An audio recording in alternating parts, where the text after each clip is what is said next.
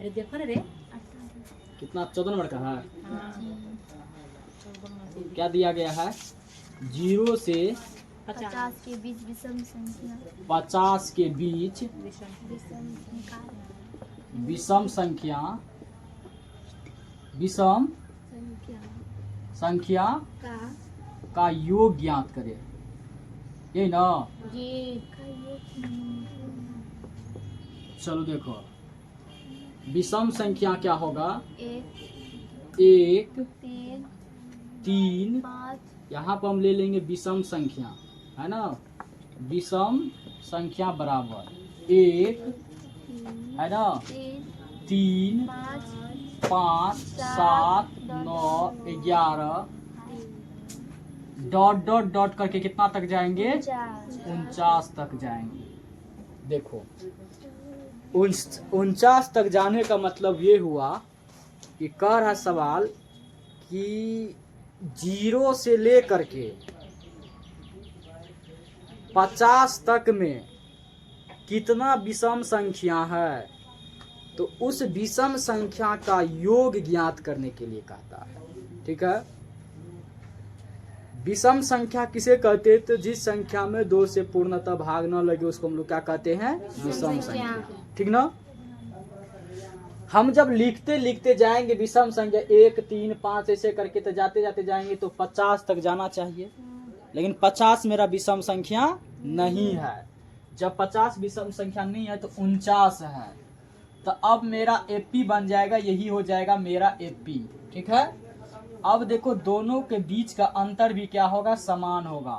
अब देखो यहाँ पे यदि हम देखेंगे तो पद प्रथम पद ये होगा, द्वितीय पद तृतीय पद।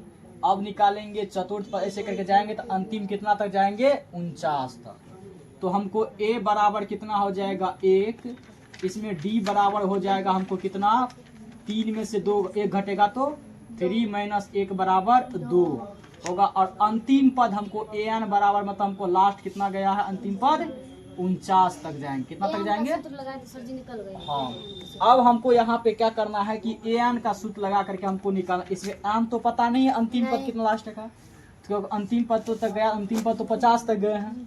तो अब यहाँ पे यदि हम ले लेंगे कि an बराबर, तो n बराबर होता है n minus a plus n minus 1 into D होता है। लेकिन हमको an बराबर कितना दिया गया 49, तो यहाँ पे क्या लिख लेंगे 49 बराबर a का मान कितना हमको निकला है 1 प्लस n का मान पता है नहीं है, माइनस 1 है तो 1, d का मान कितना है 2। अब देखो यहाँ पर सबसे पहले अब यहाँ पे हमको क्या करना है, तो 49 को 49 ही रहने देंगे और यहाँ पे देख लो गुना करो। 1 है इधर इधर देखो 1 है इधर किसमें बराबर ही रहने 1 प्लस 2n होगा, n गुना 2 तो 2n माइनस है तो माइनस 2 गुना 1 कितना हो जाएगा माइनस 2। 2 में से 1 घटेगा तो कितना बचेगा 1 बचेगा। 49 बराबर हो जाएगा कितना बचेगा 2n माइनस 1। 2 में से 1 घटा तो माइनस 1। अब देखो यहाँ पर सबसे पहले तो यहाँ पे 49 है, इस साइड माइनस में इस साइड आएगा तो प्लस में 1 बराबर हो जाएगा 2n। तो 49 1 कितना हो जाएगा 50 इस साइड है ना बराबर कितना हो जाएगा 2n। ये साइड 2 कट जाएगा आएगा तो कितना हो जाएगा हमको 25 हो जाएगा बराबर n, इसीलिए n बराबर हमको क्या निकलेगा 25 निकल गया। अब हमको निकालना है Sn n निकल गया। अब निकालो Sn बराबर n बटा 2 इंटू कितना हो जाएगा 2a into n minus 1 into D हो जाएगा।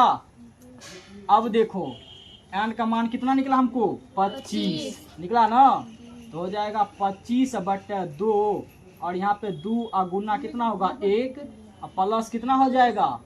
चलो यहाँ पर यहाँ देखो n है तो n का मान कितना होगा 25 और माइनस कितना होगा 1 और d का मान कितना हो जाएगा 2। अब देखो कोष्ट का क्रिया करो पहले 25 बटा 2 है तो वैसे रहने देंगे। अब देखो 2 गुना 1 2 प्लस 25 में से 1 गया 24 को 2 से गुना कर कितना हो जाएगा 48 हो जाएगा। अब 48 हो जाएगा तो यहाँ पे देखो हो जाएगा ना 25 में गया 24, 24 गुना 2 48, तो 25/2 48 2 कितना हो जाएगा 50। अब देखो 25 गुना 50, अब 25 गुना 25 कितना निकल जाएगा 625 निकल गया। ये हो गया इसका मतलब हुआ कि 625 है ना। इतना विषम संख्या को जोड़ोगे तो जोड़ने के बाद तुमको 625 आ जाएगा। इसका मतलब ये हुआ। ठीक है, जी सर। उतार लो। तो जी बना लिए तभी निकल गया था सर जी, निकल एन को बनाने उतार लो, जिसको नहीं बना तो रखते हैं ना। एक बार हम तब तक